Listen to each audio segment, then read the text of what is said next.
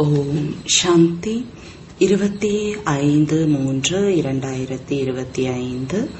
இனிமையான குழந்தைகளே, நீங்கள் பாபாவின் குழந்தை, எஜமானர். நீங்கள் ஒன்றும் பாபாவிடம் சரணடையவில்லை. குழந்தை ஒரு பொழுதும் தந்தையிடம் சரணடைவது இல்லை.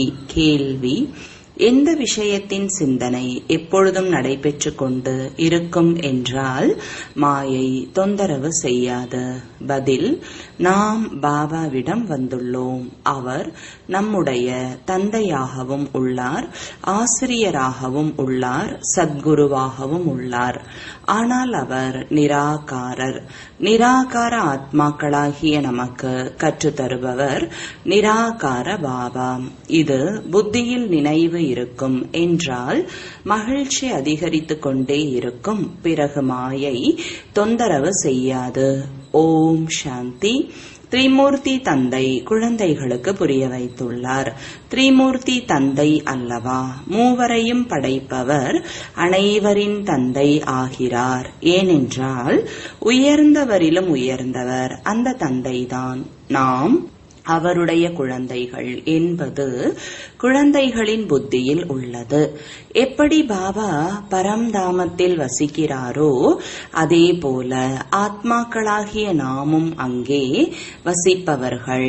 பாபா இதையும் புரிய வைத்துள்ளார். இது நாடகம்.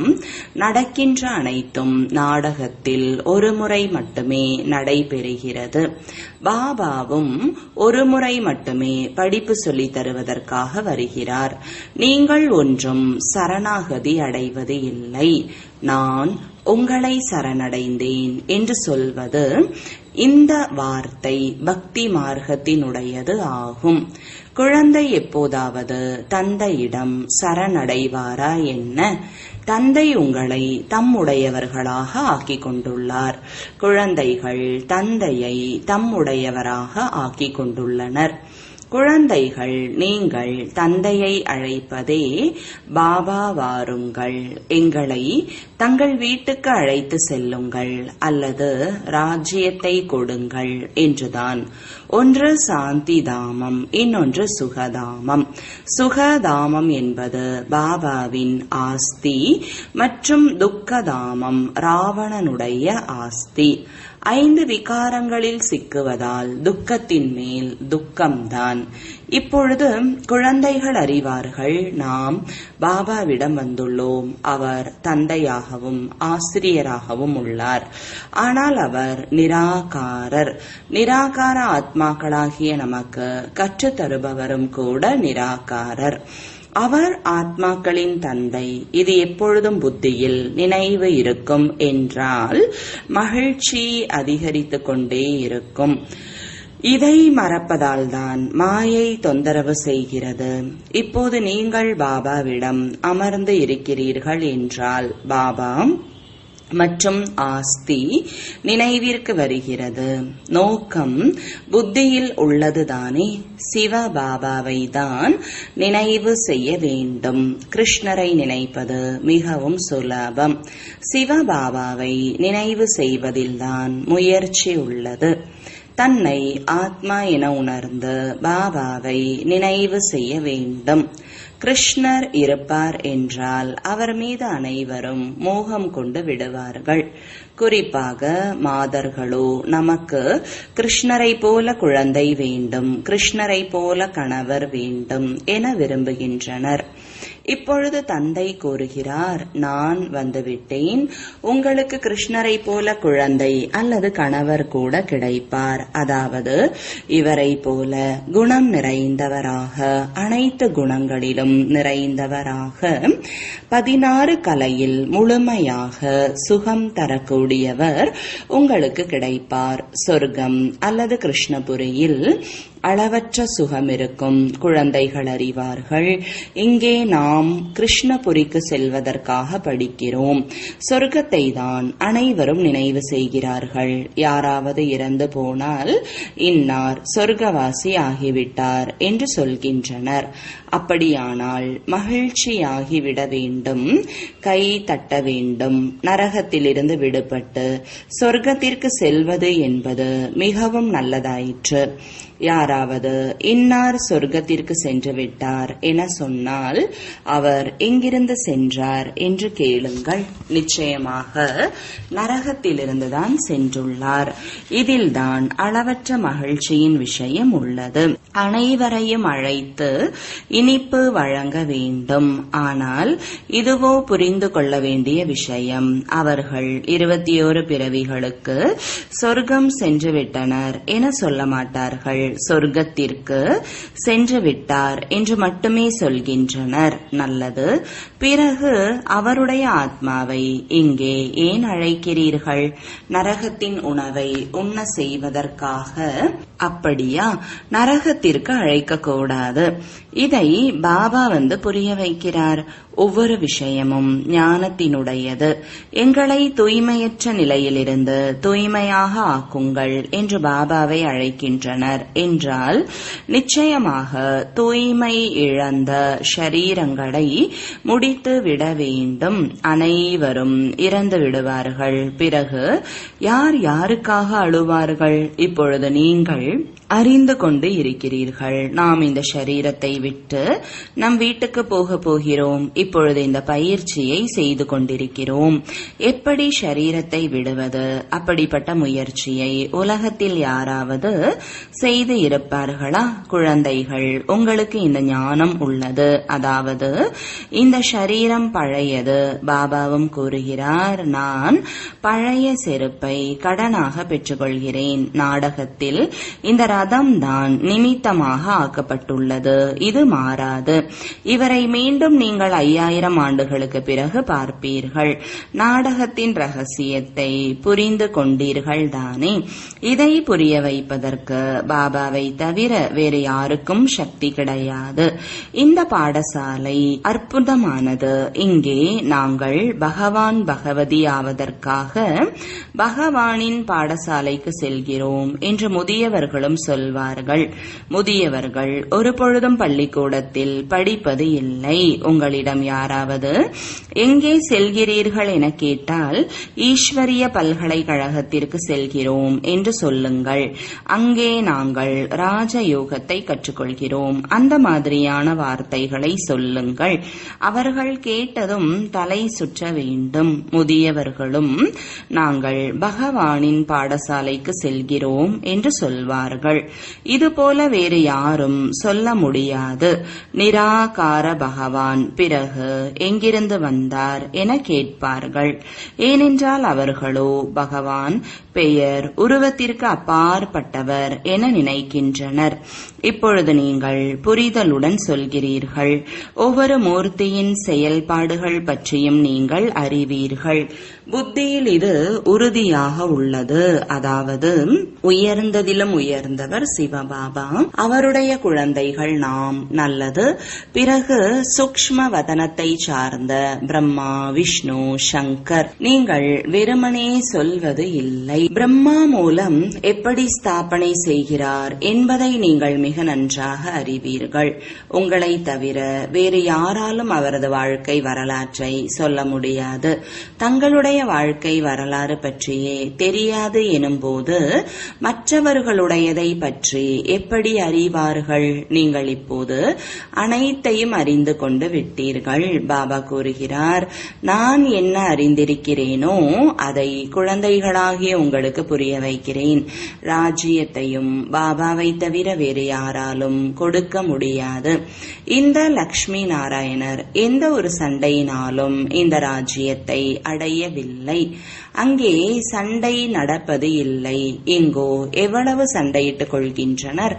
எவ்வளவு ஏராளமான மனிதர்கள் நாம் பாபாவிடமிருந்து தாதா மூலமாக ஆஸ்தியை அடைந்து கொண்டிருக்கிறோம் என்று இப்போது குழந்தைகளாகிய உங்கள் மனதினுள் இது வர வேண்டும். தந்தை கூறுகிறார், என்னை மட்டுமே நினைவு செய்யுங்கள். அப்படி இல்லாமல் நான் யாருக்குள் பிரவேசமாகிறேனோ அவரையும் நினைவு செய்யுங்கள் என சொல்வது இல்லை. என்னை மட்டுமே நினைவு செய்யுங்கள் என்றுதான் கூறுகிறார். அந்த சந்நியாசிகள் தங்கள் நிழற்படத்தை பெயருடன் கூடவே கொடுக்கின்றனர்.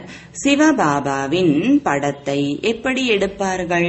புள்ளியின் மீது எவ்வாறு பெயர் எழுதுவார்கள்? புள்ளி மீது சிவபாபாவின் பெயர் எழுதுவார்கள் என்றால் புள்ளியை காட்டிலும் பெயர் பெரியதாகிவிடும். புரிந்து கொள்ள வேண்டிய விஷயம்தானே. ஆக குழந்தைகளுக்கு மிகுந்த மகிழ்ச்சி இருக்க வேண்டும். நமக்கு சிவபாபா படிப்பு சொல்லி தருகிறார். ஆத்மா படிக்கிறது தானே. சம்ஸ்காரங்களை ஆத்மாதான் எடுத்து செல்கிறது. இப்பொழுது பாபா ஆத்மாவிற்குள் சம்ஸ்காரங்களை நிரப்பிக் கொண்டிருக்கிறார். அவர் தந்தையாகவும் இருக்கிறார், ஆசிரியராகவும் இருக்கிறார், குருவாகவும் இருக்கிறார். எதை பாபா உங்களுக்கு கற்றுத்தருகிறாரோ அதை நீங்கள் மற்றவர்களுக்கும் கற்றுக் கொடுங்கள். சிருஷ்டி சக்கரத்தை நினைவு செய்யுங்கள் மற்றும் செய்வியுங்கள். அவரிடம் என்ன குணங்கள் உள்ளனவோ அவற்றை குழந்தைகளுக்கும் கொடுக்கிறார். அவர் கூறுகிறார், நான் ஞானக்கடலாக சுக கடலாக இருக்கிறேன், உங்களையும் அதுபோல ஆக்குகிறேன். நீங்களும் அனைவருக்கும் சுகத்தை கொடுங்கள். மனம், சொல், செயலால் யாருக்கும் துக்கம் கொடுக்காதீர்கள். அனைவரின் காதுகளிலும் இதே இனிமையிலும் இனிமையான விஷயத்தை சொல்லுங்கள். அதாவது சிவபாபாவை நினைவு செய்வீர்கள் என்றால் நினைவினால் பாவ கர்மங்கள் அழிந்துவிடும்.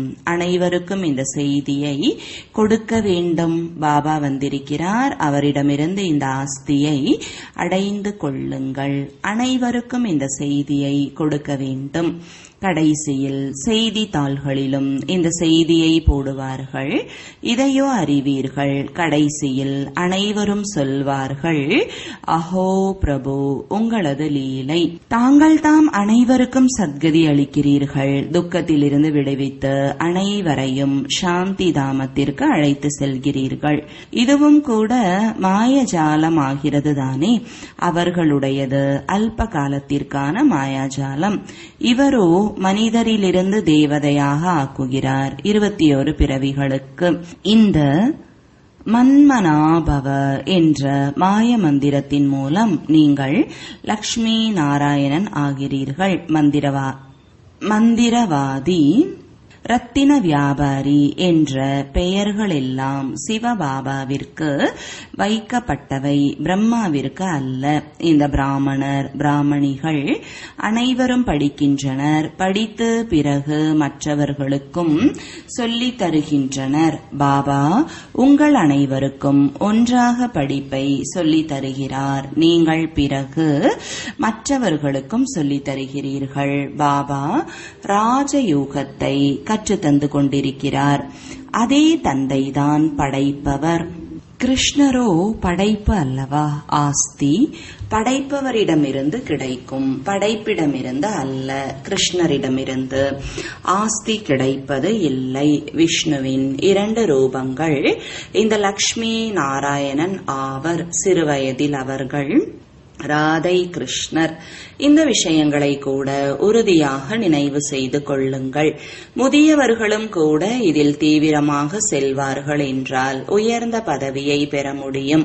முதியவர்களுக்கு பிறகு கொஞ்சம் மோகம் உள்ளது. தங்களின் சொந்த படைப்பு என்ற வலையிலேயே சிக்கிக் கொண்டு விடுகின்றனர். எத்தனை பேரின் நினைவு வந்து விடுகிறது. அவர்களிடமிருந்து புத்தியின் நினைவை விடுவித்த பிறகு ஒரு தந்தையிடம் இணைப்பதில் தான் முயற்சி உள்ளது. உயிருடன் இருந்து கொண்டே இறந்தவர் ஆக வேண்டும். புத்தியில் ஒரு முறை அம்பு தைத்து விட்டால் அவ்வளவுதான். பிறகு யுக்தியுடன் நடந்து கொள்ள வேண்டியுள்ளது. யாரிடமும் பேசக்கூடாது என்பதெல்லாம் கிடையாது. இல்லற காரியங்களில் இருங்கள், அனைவரிடமும் பேசுங்கள், அவர்களிடமும் உறவு வைத்துக் கொள்ளுங்கள். பாபா கூறுகிறார், தர்மம் என்பது வீட்டிலிருந்து துவங்க வேண்டும். உறவே வைத்துக் கொள்ளவில்லை என்றால் அவர்களை எப்படி உயர்த்த முடியும்? இரண்டு பக்கமும் இணக்கமாக இருக்க வேண்டும். பாபாவிடம் கேட்கின்றனர், திருமணம் செய்து கொள்ளலாமா என்று. பாபா கூறுவார், ஏன் கூடாது? திருமணம் செய்து கொள் என்பார். பாபா காமம் மிக பெரிய எதிரி என்று மட்டுமே கூறுகிறார். அதன் மீது வெற்றி பெறுவீர்கள் என்றால் உலகை வென்றவர் ஆவீர்கள். நிர்விகாரிகள் சத்தியுகத்தில் இருப்பார்கள். யூக பலத்தின் மூலம் அங்கே பிறப்பு நிகழ்கின்றது. பாபா கூறுகிறார், நிர்விகாரி ஆகுங்கள். ஒன்று, இதை உறுதியாக ஆக்கிக் கொள்ளுங்கள். நாம் சிவபாபாவின் அருகில் அமர்ந்துள்ளோம். சிவபாபா நமக்கு 84 பிறவிகளின் கதையை கூறுகிறார். இந்த சிருஷ்டி சக்கரம் எப்படி சுழல்கிறது? முதலில் தேவி தேவதைகள் சதோ பிரதானமாக வருகின்றனர். பிறகு புனர்ஜென்மம் எடுத்து எடுத்து தமோ பிரதானமாக ஆகின்றனர். உலகம் பழையதாக அசுத்தமாக ஆகிறது. ஆத்மாதான் தூய்மை இழக்கிறது அல்லவா? இங்குள்ள எந்த ஒரு பொருளிலும் சாரம் கிடையாது. எங்கே சத்தியுகத்தின் பழங்கள் பூக்கள்? எங்கே இங்குள்ளவை? அங்கே ஒரு பொழுதும் புளிப்பான பழைய பொருட்கள் இருப்பது இல்லை. நீங்கள் அங்குள்ளதை பற்றிய காட்சிகளையும் பார்த்து வருகிறீர்கள். அந்த பழங்கள் பூக்களை கொண்டு வர வேண்டும் என்று உங்களுக்கு எண்ணம் வருகிறது. ஆனால் இங்கே வந்ததும் அது மறைந்து விடுகிறது. இவை அனைத்தும் காட்சிகளாக காண்பித்து பாபா மனமகிழ்ச்சி அடைய செய்கிறார். இவர் ஆன்மீக தந்தை. அவர் உங்களுக்கு படிப்பு சொல்லித் தருகிறார். இந்த சரீரத்தின் மூலம் ஆத்மாதான் படிக்கிறது, சரீரம் அல்ல. ஆத்மாவிற்கு நான் ஆஸ்தியை அடைந்து கொண்டிருக்கிறேன் என்ற சுத்தமான பெருமிதம் உள்ளது. சொர்க்கத்தின் எஜமானராகிக் கொண்டிருக்கிறேன். சொர்க்கத்திற்கோ அனைவரும் செல்வார்கள். ஆனால் அனைவரின் பெயர்களோ லக்ஷ்மி நாராயணன் என்று இருக்காது அல்லவா? ஆத்மாதான் ஆஸ்தியை அடைகிறது. இந்த ஞானத்தை பாபாவை தவிர வேறு யாராலும் கொடுக்க முடியாது. இதுவோ பல்கலைக்கழகம். இதில் சின்ன குழந்தைகள், இளைஞர்கள் அனைவரும் படிக்கின்றனர். இது போன்ற கல்லூரியை எப்போதாவது பார்த்து இருக்கிறீர்களா? அவர்கள் மனிதரிலிருந்து வக்கீல், மருத்துவர் முதலானவர்களாக ஆகின்றனர். இங்கே நீங்கள் மனிதரிலிருந்து தேவதை ஆகிறீர்கள். நீங்கள் அறிவீர்கள், பாபா நம்முடைய ஆசிரியர் சத்குருவாக உள்ளார். அவர் நம்மை உடன் அழைத்து செல்வார். பிறகு நாம் படிப்பின் ஆதாரத்தில் சுகதாமத்தில் பதவியை பெறுவோம். பாபாவோ ஒரு பொழுதும் உங்கள் சத்தியுகத்தை பார்ப்பதும் இல்லை. சிவபாபா கேட்கிறார், நான் சத்தியுகத்தை பார்க்கின்றேனா? பார்ப்பதோ ஷரீரத்தின் மூலம் நடைபெறுவது. அவருக்கு தம்முடைய ஷரீரம் கிடையாது. அப்போது எப்படி பார்ப்பார்? இங்கே குழந்தைகளாகிய உங்களோடு பேசுகிறார், பார்க்கிறார். இது பழைய உலகமாக உள்ளது. ஷரீரம் இல்லாமல் எதையும் பார்க்க முடியாது. பாபா கூறுகிறார், நான் தூய்மை இல்லாத உலகத்தில் தூய்மையற்ற ஷரீரத்தில் வந்து உங்களை தூய்மையாக ஆக்குகிறேன். நான் சொர்க்கத்தை பார்ப்பது கூட இல்லை. யாருடைய ஷரீரத்தின் மூலமாவது மறைந்திருந்து பார்ப்பேன் என்பது கிடையாது. அத்தகைய பாகமே கிடையாது. நீங்கள் எவ்வளவு புது புது விஷயங்களை கேட்கின்றீர்கள். ஆகவே இப்பொழுது இந்த பழைய உலகின் மீது மனதை ஈடுபடுத்தக்கூடாது. பாபா கூறுகிறார், எவ்வளவு தூய்மை அடைகிறீர்களோ அதற்கேற்ப உயர்ந்த பதவி கிடைக்கும். முழுவதும் நினைவு யாத்திரையின் பந்தயம். யாத்திரையிலும் மனிதர்கள் தூய்மையாக உள்ளனர். பிறகு திரும்பி வந்துவிட்டால் தூய்மை இழக்கின்றனர். குழந்தைகளாகிய உங்களுக்கு அளவற்ற மகிழ்ச்சி இருக்க வேண்டும். நீங்கள் அறிவீர்கள், எல்லையற்ற தந்தையிடமிருந்து நாம் எல்லையற்ற சொர்க்கத்தின் ஆஸ்தியை அடைகிறோம் என்றால் அவருடைய ஸ்ரீமத் படி நடக்க வேண்டும். பாபாவின் நினைவின் மூலம்தான் சதோ பிரதானமாக ஆக வேண்டும். 63 பிறவிகளின் கரை படிந்துள்ளது. அதை இந்த பிறவியிலேயே நீக்க வேண்டும். வேறு எந்த ஒரு கடினமும் கிடையாது. விஷத்தை அருந்துவதற்கான பசியை விட்டுவிட வேண்டும். அதை பற்றி யோசிக்காதீர்கள். பாபா கூறுகிறார், இந்த விகாரங்களினால்தான் நீங்கள் பல ஜென்மங்களாக துக்கமடைந்து வந்து இருக்கிறீர்கள். குமாரிகள் மீதோ அதிகமாக இரக்கம் வருகிறது. சினிமாவுக்கு செல்வதாலும் கூட கெட்டு போகின்றனர். இதனால் தான் நரகத்தில் போய் விடுகின்றனர். பாபா சிலருக்கு சொல்லலாம், பார்ப்பதற்கு தடை இல்லை என்று. ஆனால் உங்களை பார்த்து மற்றவர்களும் போக துவங்குவார்கள். அதனால் நீங்களும் போகக்கூடாது. இவர் பாக்ய ரதம், பாக்யசாலி ரதம் அல்லவா? நாடகத்தில் தனது ரதத்தை கடனாக வழங்குவதற்கு அவர் நிமித்தமாக ஆகியிருக்கிறார். நீங்கள் புரிந்து கொண்டிருக்கிறீர்கள். பாபா இவருக்குள் வருகிறார். இவர் உசைனின் குதிரை. பாபா அவர் அழகானவர். ஆனால் இந்த ரதத்தை எடுத்துக்கொண்டுள்ளார். நாடகத்தில் இவருடைய பாகம் இப்படி உள்ளது. இப்பொழுது ஆத்மாக்கள் கருப்பாகிவிட்டுள்ளன. அதை கோல்டன் ஏஜ்டாக ஆக்க வேண்டும். பாபா சர்வசக்திவானா அல்லது நாடகமா? நாடகம் உள்ளது. பிறகு அதில் உள்ள நடிகர்களுக்குள் சர்வசக்திவான் யார்? சிவபாபா. மேலும் பிறகு ராவணன். அரை கல்பம் ராமராஜ்யம், அரை கல்பம் ராவண ராஜ்யம். நாங்கள் பாபாவின் நினைவை மறந்து போகிறோம் என்று அடிக்கடி பாபாவிற்கு எழுதுகின்றனர்.